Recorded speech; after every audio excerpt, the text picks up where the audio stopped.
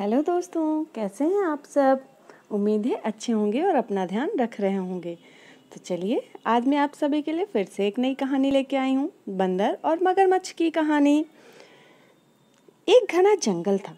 वहाँ जानवर एक दूसरे से बहुत प्यार से रहा करते थे। उस जंगल के बीच में एक बहुत ही सुंदर सा बड़ा सा तालाब था। उस तालाब में एक मगरमच्छ रहता था।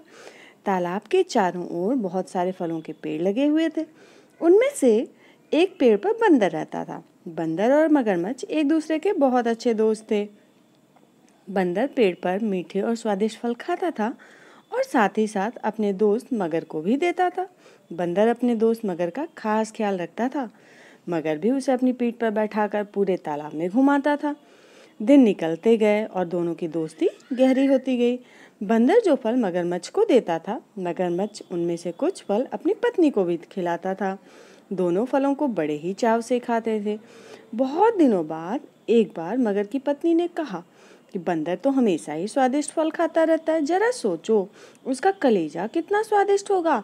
वह मगर से जिद करने लगी कि उसे बंदर का कलेजा खाना है। मगर ने उसे समझाने की कोशिश की, लेकिन उसने नहीं माना और वो मगर से रूठ गई। अब मगर को न चाहते हुए भी हाँ बोलना पड़ा। उसने कहा कि वो दूसरे दिन बंदर को अपनी गुफा में लेकर आ जाएगा, तब उसका कलेजा निकाल कर खा लेना। इसके बाद मगर की पत्नी मान गई। हर दिन की तरह स्वादिष्ट फलों के साथ बंदर मगर का इंतजार करने लगा।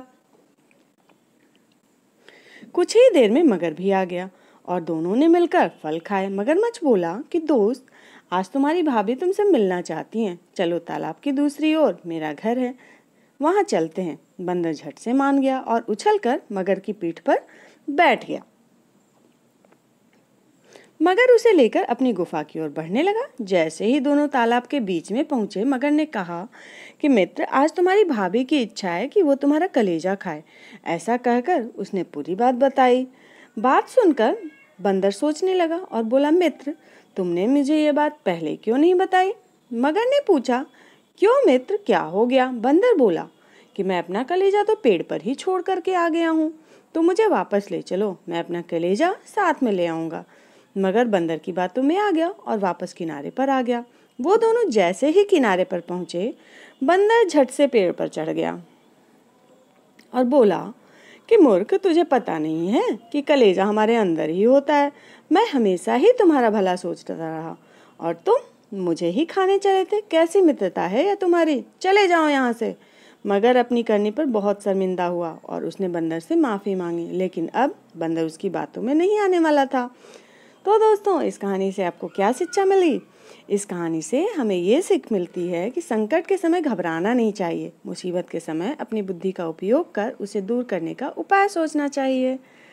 तो फ्रेंड्स, कैसी लगी कहानी? अच्छी लगी ना?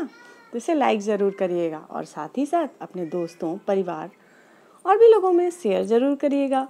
और अगर चैनल पर नए हो तो सब्सक्राइब करना तो बिल्कुल मत भूलना। साथ ही साथ बेल आइकन को भी दबा देना, ताकि मेरे ऐसे ही वीडियो आपके पास हमेशा पहुंचते रहें। Thanks for watching. Bye bye.